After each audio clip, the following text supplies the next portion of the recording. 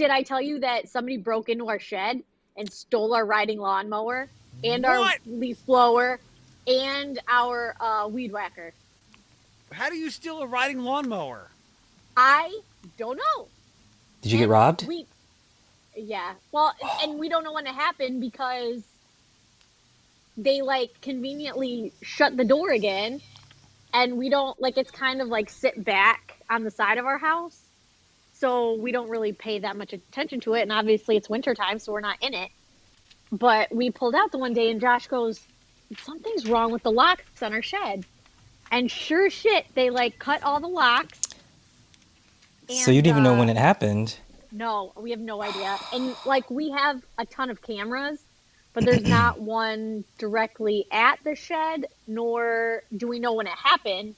So like we can't, if it was longer than like so many days, we didn't have it. So since then, our house is now Fort Knox, and we have cameras all over the place, and they record 24/7, and it's intense. But yeah, they fucking stole our lawnmower. That neighborhood, man. Where do you live? And we live like You live off the trail, don't you? No. No, it's like between Doran Hill and McCord in Pennsylvania. It's not that bad. I mean, it's not great, but it's not that bad. Like I've never felt like we were in like a bad area. But I'm so pissed. Does homeowners cover that? I mean, we could do something, but like the deductible's $1,000 anyways, and we don't want our like insurance premiums to go up, so we just said fuck it. So I have more questions, and by the way, I'm leaving this in the podcast here. I will. That's staying in. That's too good to leave out. So here. I wasn't watching my language. So.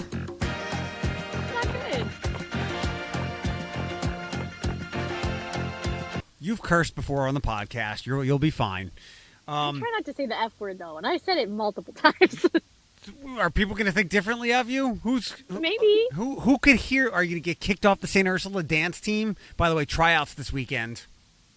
Not this weekend. Next April. weekend. End of April. Oh, yeah, it's a while away. All right, so I have a question. I know you said that you don't know when they did it. This had to have been when you guys were gone, maybe for a couple of days, because somebody, like a riding lawnmower, they had to back up something to haul it away with, right? Or they turned it on and drove it away. I mean, I don't They know. could have towed it away too. Like if you get it, like you can just hook it up to something and turn it on and just drive off.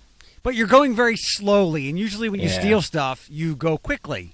Mm-hmm. I know. I don't get it, man. Wow. I don't get it. What is it? Isn't this like a 5? How much does a riding lawnmower cost? Well, luckily it was a hand-me-down, so it's not like we bought a brand new one. Got it. But, you know, he had just like cleaned it for the season and repainted it and like gave it a tune-up. So he was just pissed. And this was like high-level crime because somebody was like watching the neighborhood. It's not like you break into a convenience store and take what you can. Like somebody was looking to do this, unless they broke. Because I can't imagine that they had what they needed to crack the lock, and they went in there and they just wanted tools, and they're like, "Oh fuck, there's a riding mower. Let's take that shit too." Like somebody planned this out. You know what? They probably did. Like, I mean, I've never done this before in my life, but if you happen to see a shed that nobody really messes with, and you get it open, and you see something in that you want, you take what you want initially, right? And then you come back for what may or may not be there later. Because they ain't getting in, let me tell you. But I mean, they may have came more than once, is what I'm saying. Like, they may have came, like, they may have taken some stuff they could have got away with quickly, and then they were like, well, let's go back later and see if we can get said riding lawnmower. You know what I mean? Well, yeah. Not anymore, though. Yeah, Oh, you locked they that ain't shit getting out. it You now. locked it out. Wow. Mhm. So Josh is like the calmest, nicest person ever. He reminds me of my old dog, Jasmine. Like, I could slam Jasmine's face in the door and she would still love me. Josh seems so nonviolent. So what was his first reaction after he alerted you that it was stolen? Well, we both found out because we were in the car and we were pulling out of our driveway and we were like, something's not right. And he, he was actually pretty calm about it. He got more irate about the fact that the snowblower he had just bought broke during the snowpocalypse. That made him really pissed off. Yeah.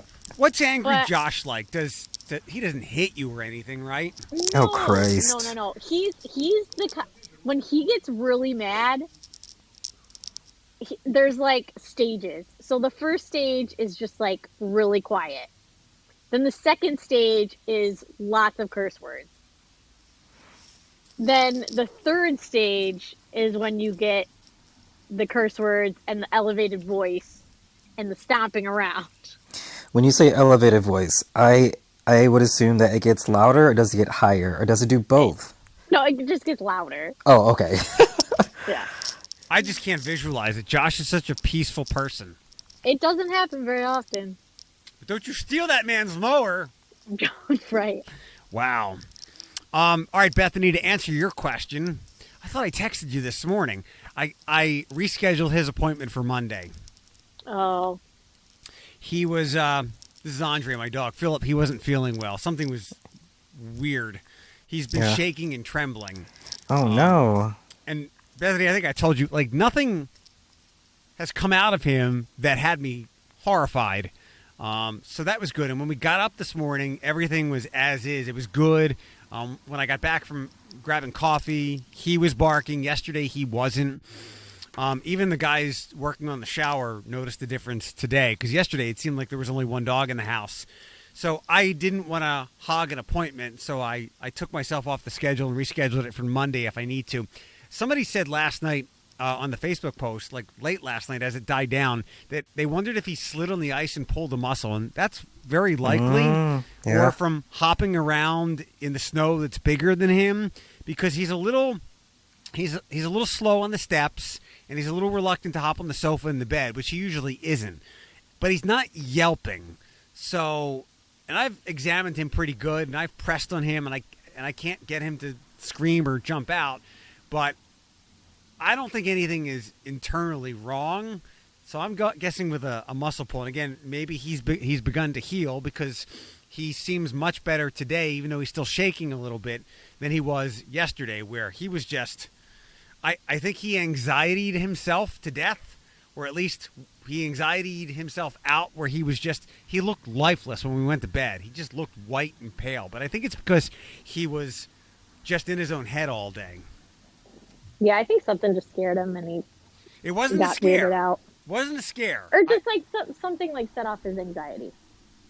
Well, I think being hurt would certainly do that to him.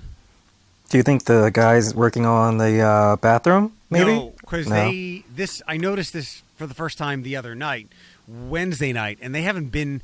They've been gone since last Friday, because I had to wait for my tiles to show up. So it wasn't them, and they're pretty unflappable. I mean, they hear the trains all the time.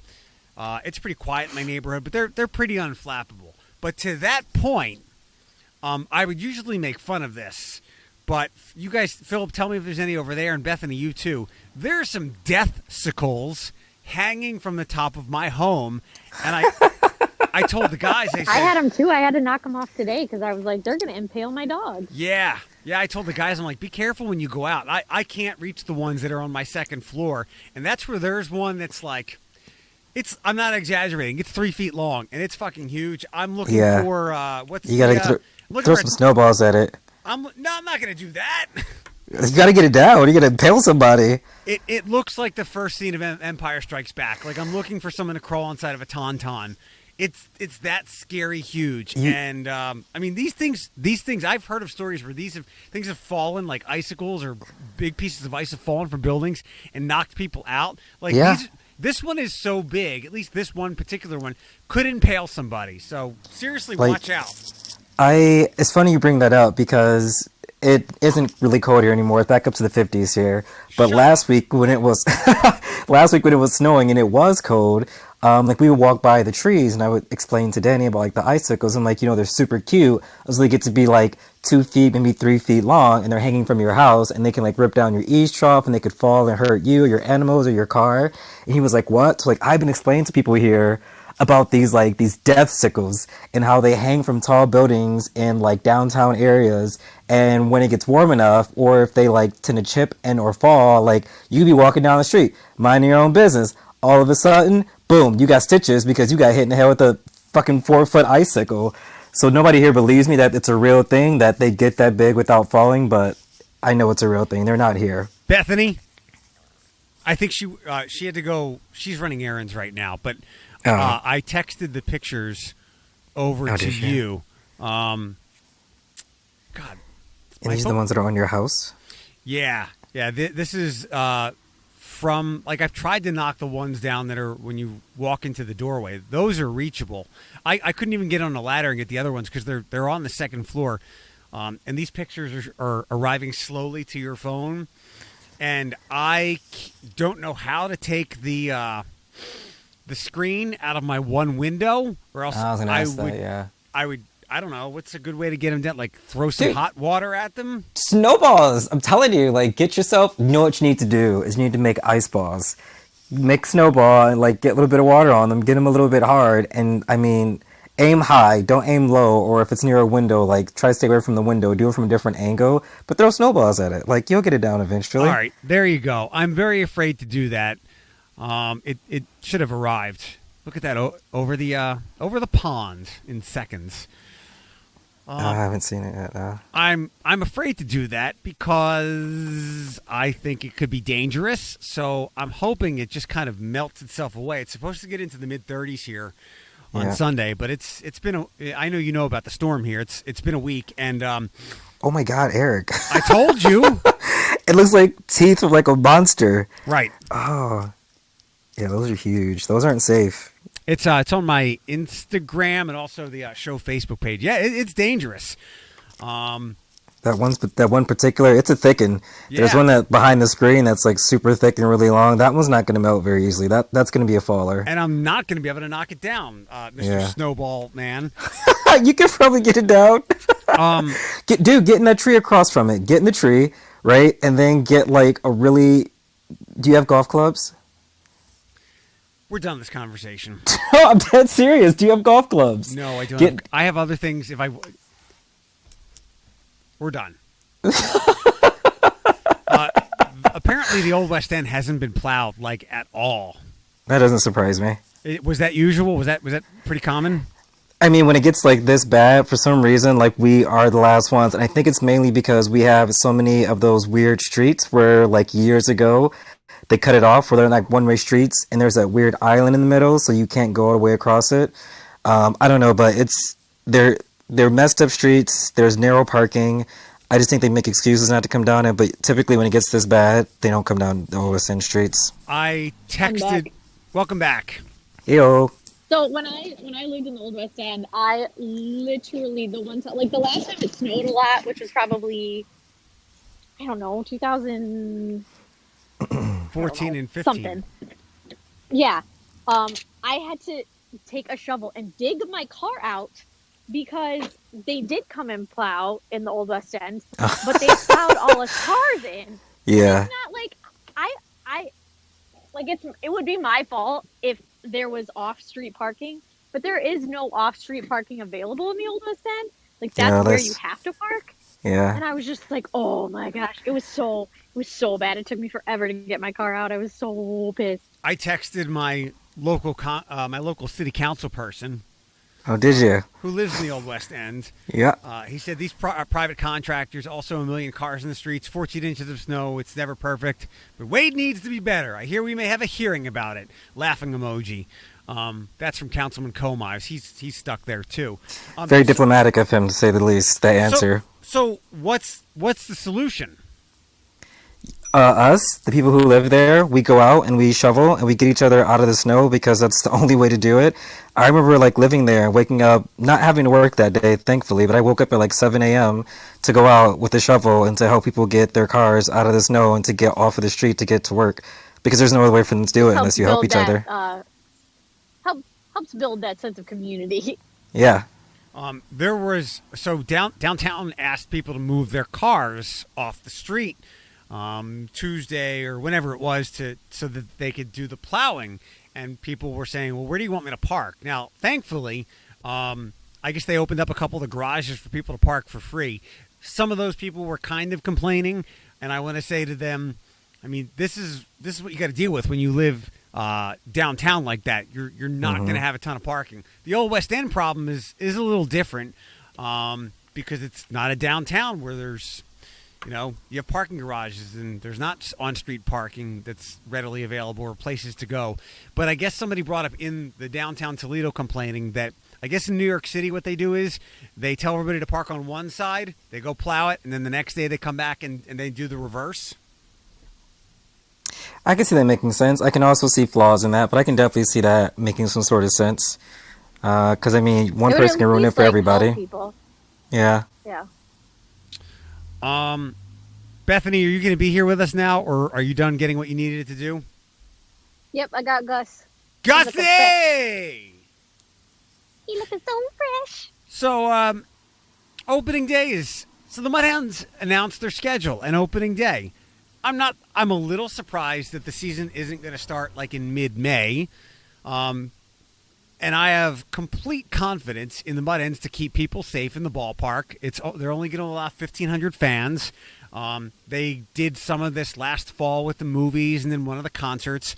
So I have complete confidence that everybody will be totally fine April 6th on opening day and whatever else the home games are. I think it's all weekend. They've got their first homestand.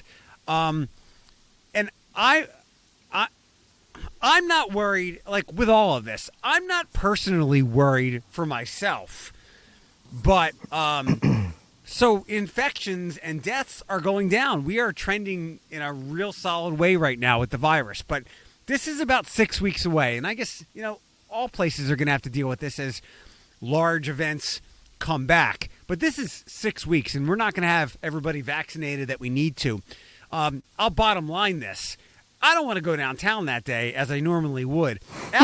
Outside is fine, but I'm concerned that there will not be a great policing of what's happening inside all the establishments that everybody spends so much time in on opening day. I don't think you can police it. Yeah. I mean, I don't know. It'll be interesting because it'll depend on what type of trouble the establishments can get in if they have that many people. So, like, I could see the establishment trying to police itself because they don't want to get a fine or written up for something if they do come around. We're still going to have, I think we're still going to have limitations at capacity. So you're going to have, and maybe this is too soon in the discussion. Maybe it's just everybody's euphoric that places are coming back. Hours will be extended. Everything will be normal. People can hire back some employees. And then now that we know that, then they'll go, here's how we're going to keep people safe. Because I'm guessing every establishment will have to, like Dirty Bird has done. They're the one that I know that has done it best in the past. Like, they kept a counter.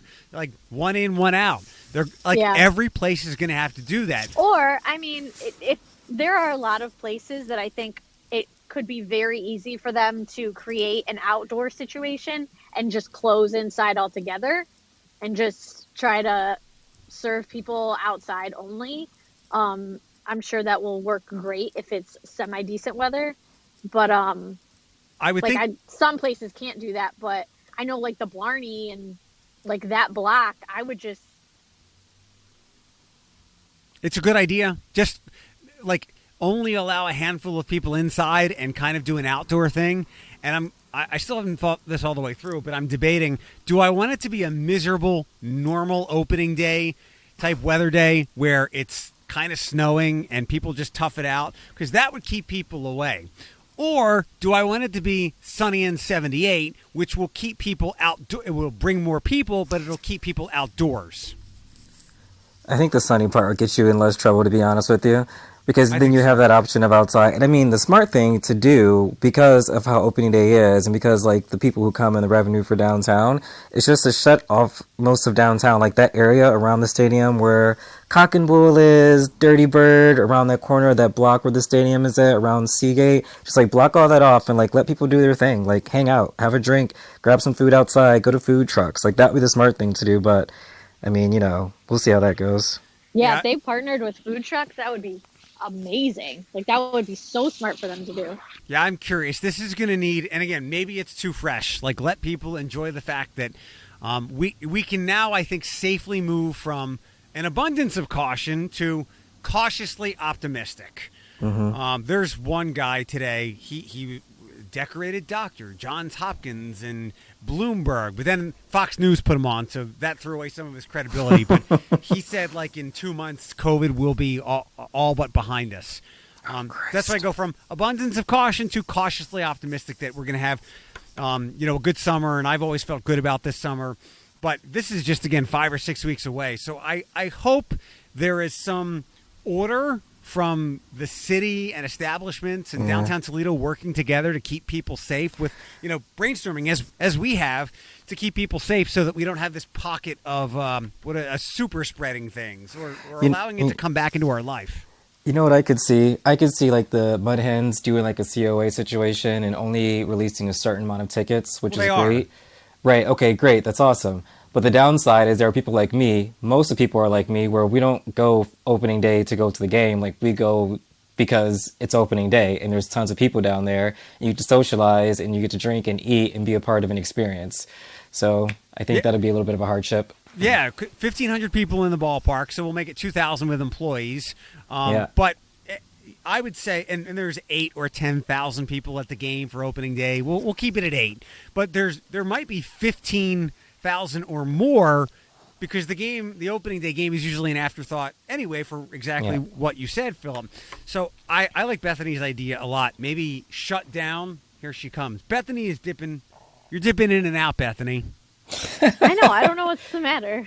I like your idea a lot, and this is going to require a lot of organization, and I don't know if this can come together in 5 weeks. We'll see. But I like the idea of, like, shutting down St. Clair Street, shutting down where the Blarney is and Cock and Bull and some other spots, and trying to get some tents or something and keeping people outside.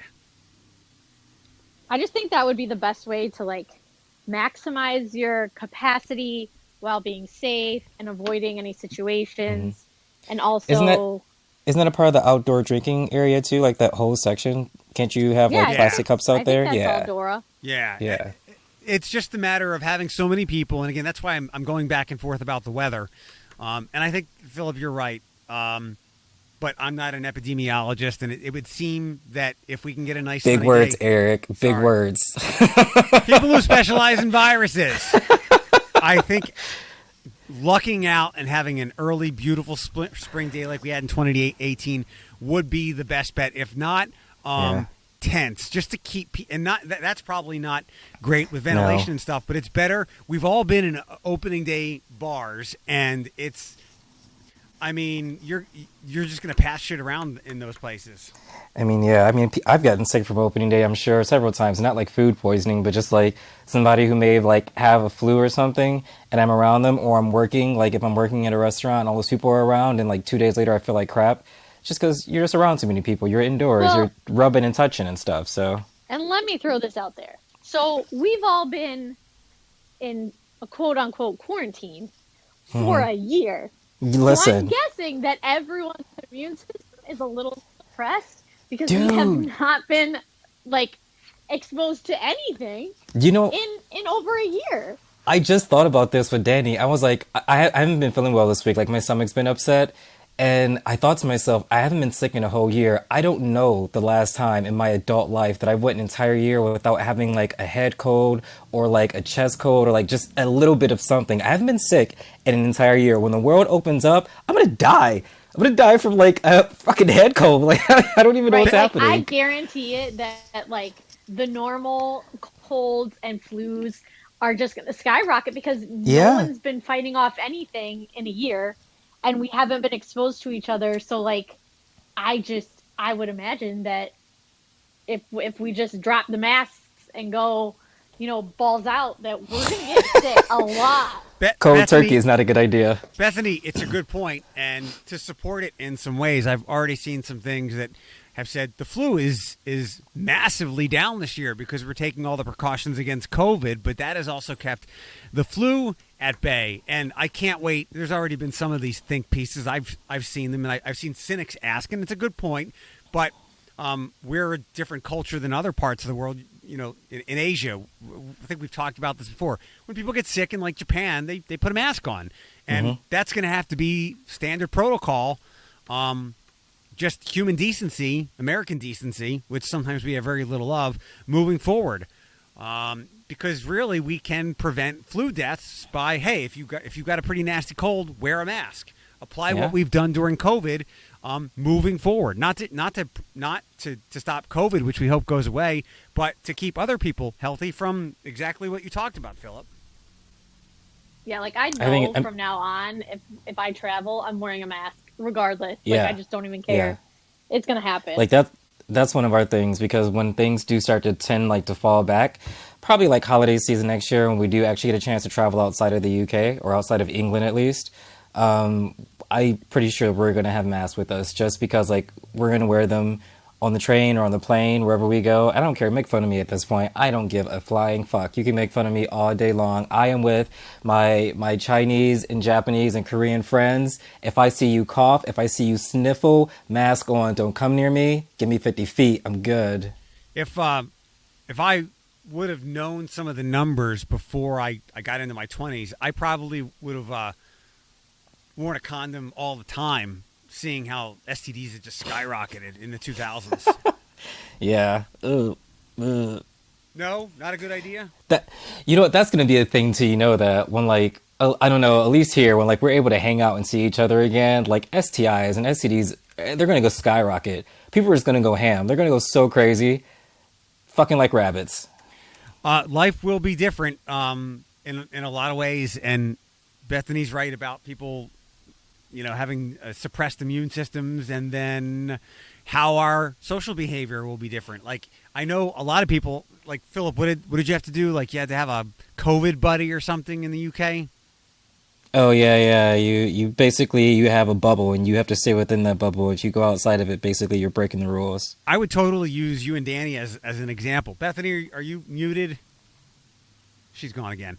I would totally use you and Danny as an example. Now, I know you're married and stuff, but you guys had an interesting... She's back. What was that? It was the kid.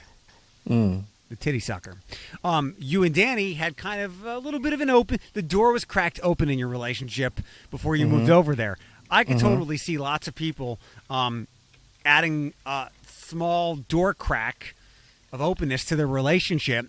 Because it's like, look, we agreed to fuck for the last 11 months, but to be quite honest, I don't like you that much. I was doing it to save the world. So I'm going to go out with some other people, and we'll come back and we'll figure this out afterwards. Yeah, I don't disagree with you on that. I think people are going to be out here, and they're going to have high signs. I mean, love Danny to death, and I never intended on being in the same flat with him for this long, but like, I look forward to being able to travel without him and to like have some space to myself. Like, I don't want anybody around. Like, I'm not trying to find a friend, male or female, at any given time. Like, just give me a hotel room to myself and give me a bottle of whiskey and just leave me alone for 3 days, and I'll be content. I'll come back a refreshed new man. Bethany? Yeah, I'm here. My dogs are freaking out, so I'm trying to keep myself muted. What's the issue? And she's gone again.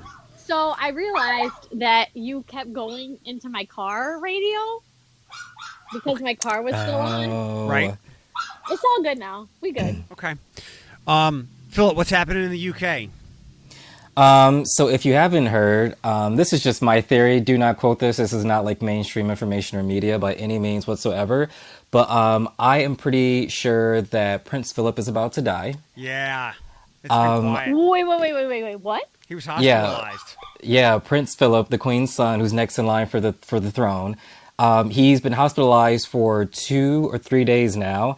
Everything was honky dory. Like Henry was coming over from the U.S. to visit. Meghan was going to stay there, or Canada, wherever they are. And like people were going in to visit him up until last night, basically, where they were just like, no more visitors, no more people. We're just locking it down. The wing that he's in, nobody's allowed in there but his doctors and his nurses. Like, and that's about it. So I'm under the assumption that he has already passed away and the royal family has to get things in order before they announce it to the rest of the people. So sometime like on Monday we have a Boris Johnson is going to announce if we're going to have some sort of like relief on this quarantine situation that we've been in for the past 3 months. So he'll have an announcement on Monday. If it doesn't go well, I feel like Tuesday or Monday after his announcement, they'll let us know that Prince Philip has died, because that'll take the heat off of Boris Johnson. If it does go well, they won't announce that he's died until Tuesday. Oh no, like they are so strategic. But I think that he's dead, personally, and they're just getting William put together for when the Queen dies, which probably won't be too long from now as well. Let's unbury the lead here. Mm-hmm. The Queen is going to outlive her son. And we're going to have some, I mean, it's very sad that he's dying. Not totally unexpected. He's a very old man. I have no idea how old the Queen is, but 97? But she is undying. And the memes are going to be incredible. I mean, I've already saw one meme of him, of Prince Philip, and he looks like the Grim Reaper. Like, dudes look bad for a while, and the meme said, "This fellow's been on airplane mode in 1% for the past 60 years," and I about pissed myself. His people, like, come on, his skin was peeling off. Yeah, like he hasn't looked healthy at all. She's 94. What does he have? He has nothing. What'd you say? Okay. Old age, yeah.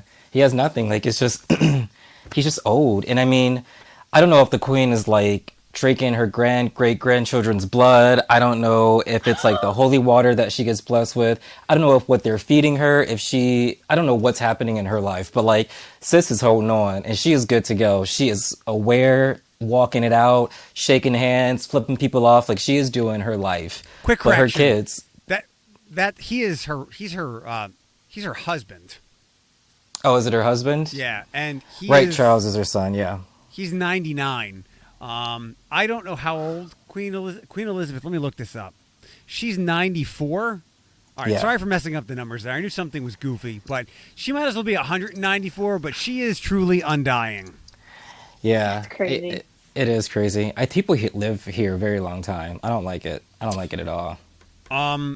Did anybody have any interest in the Mars rover landing? Because I did.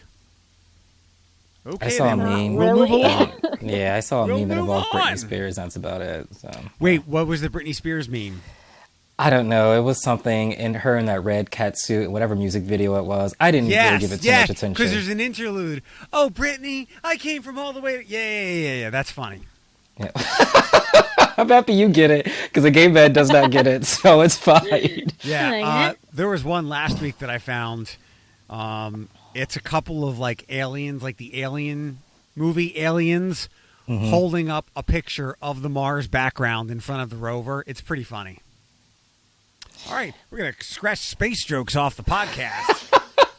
Talking to the wrong crowd. I can go get Danny if you want me to. You guys can chat about it for the next 5 minutes. He sent me something very funny today, and you know what? I almost didn't look at it because I'm like, I don't need his hate-watching, cynical tweets coming my way, but it was actually quite funny.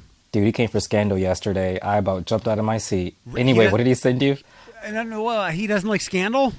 It's not that he doesn't like it. It's just that he does this thing to where like he doesn't watch the show, but then every now and then like his ears will perk up and he'll tune in and then he'll have 800 questions and then he wants to bash everything because it just doesn't make sense to him.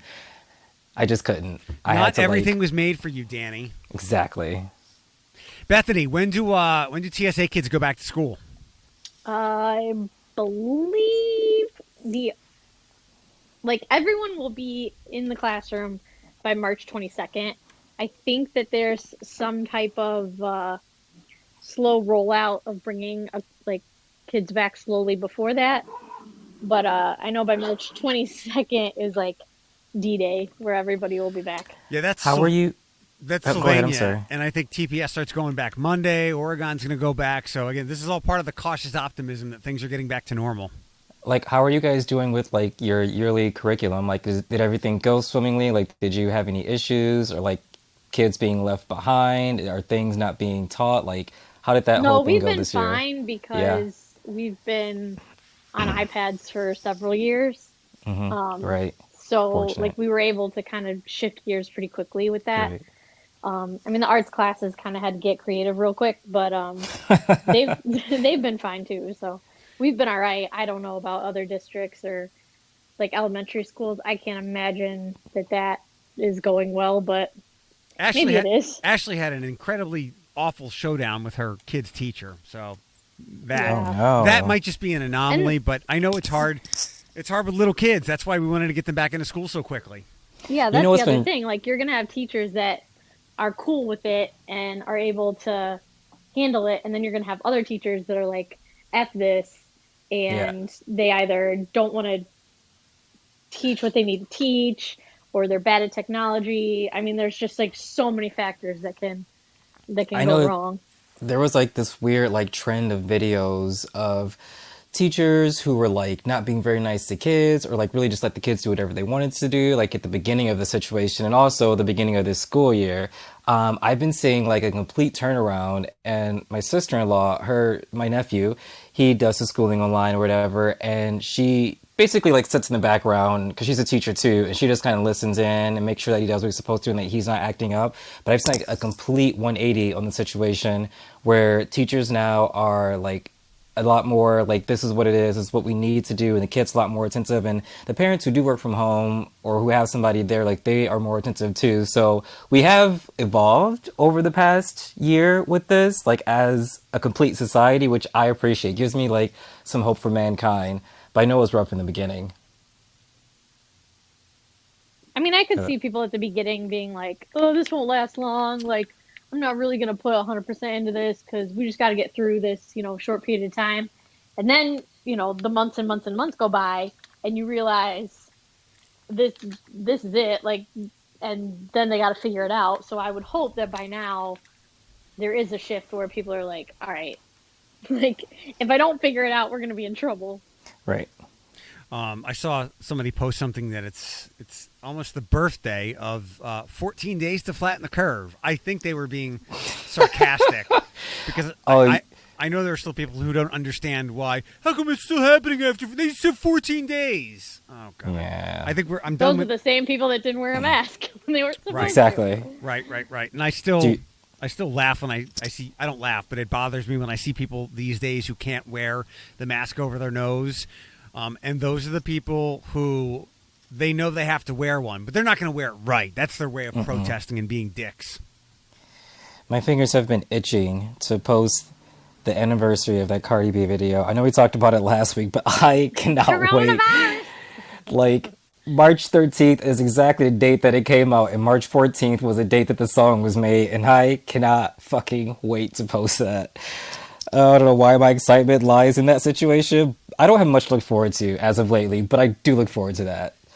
Philip, if it makes you feel better, I hate posting things on TikTok. It's just too involved. You And hate Yeah. it, but you do it a lot. I don't do it a lot. I try to do one a day, and it's usually a picture and a song. And there's things I dislike. I dislike a One lot day of. is a lot to me. I don't go on there to watch anything. I don't like watching videos, but I see some people's TikToks, and I think I process in my head like, how could I do that? I'm like, I know, take a half an hour and do that. And I applaud the people that put all that effort and creativity into it. It's not where I want to put those two things in my life. Yeah. Sure. On TikTok, at least. Like, I mean, God, that's just TikTok. TikTok is what? What was it? Vine? TikTok is like the new Yeah. Vine, right? Yeah. Yeah. I loved Vine. Vine paved the way for TikTok, but Vine, like, maybe it's just because we're in the Vine generation, but Vine was still better to me. I don't know why. I liked it think- because it forced you to be really creative in 7 seconds. Yeah, like with TikTok, even now, like people drag that shit on for a minute. I'm like, I ain't got that kind of time. Like the editing you're doing and the slicing and Yeah. good for Right. them for doing it on their phones, because I have a hard time sorting through all that stuff, trying to find things and make it work and do the edit. And the video should only be this long. No, thank you. That's it, everybody. Unless anybody else has anything they want to throw out there, or get their lawnmower back. I would like some advice.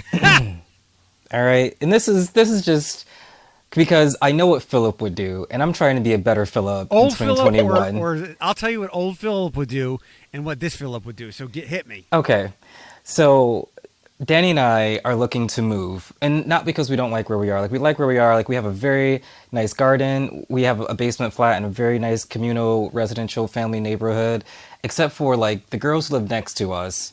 It's like a girls' home, like a halfway home or whatever, but they come for a bit and they leave and they kind of cycle in and out. It's empty right now because whoever owns it is getting new windows and the scaffolding is going up for that, and that's fine. But my issue is that we get waken up at night. I do, at least. I'm not used to it, over the stupidest shit because our bedroom's in the front window. So last night around 2:30, 3 o'clock in the morning, I heard somebody opening and closing an outside door, which happened to be where the scaffolding is at. I'm assuming there are girls moving in and out of there, but why the fuck are you doing it at 2 o'clock in the morning and waking me up? First issue. I let it go, it stops, I go back to sleep.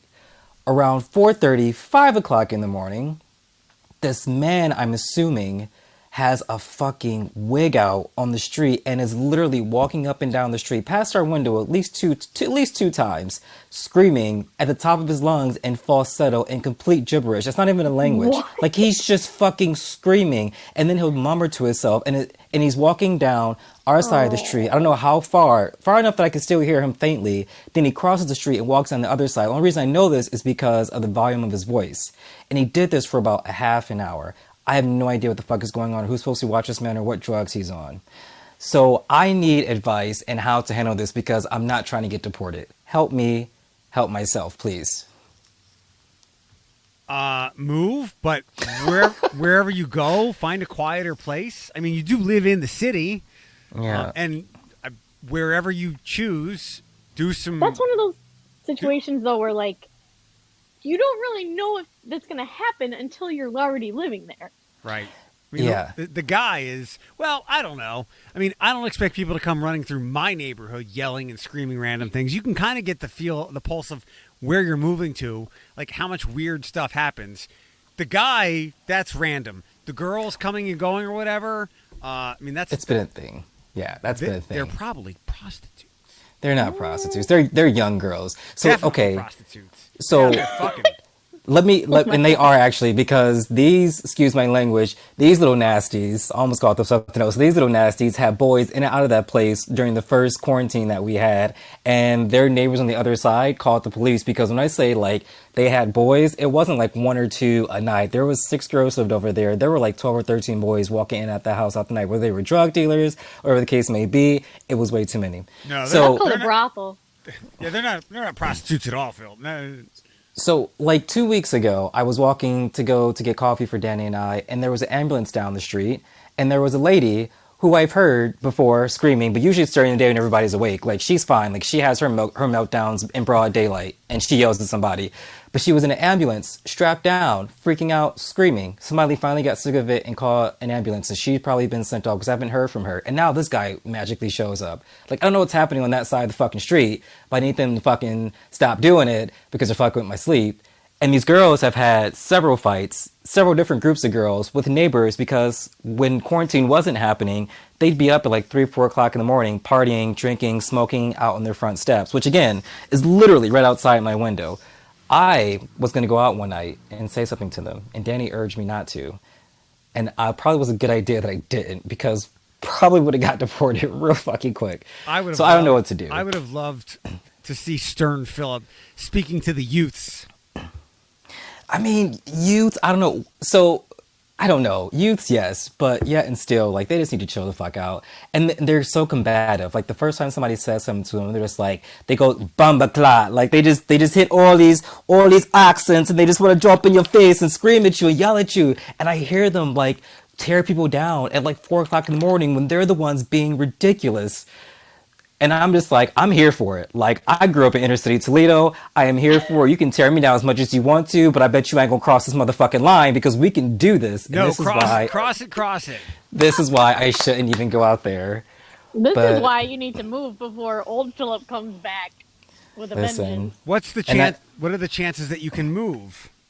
we are moving. Like, we've decided that we know that we're going to get a spot that's bigger because we need more than just one bedroom so that we have somewhere to work and somewhere for people to stay when they do come visit once all this is over.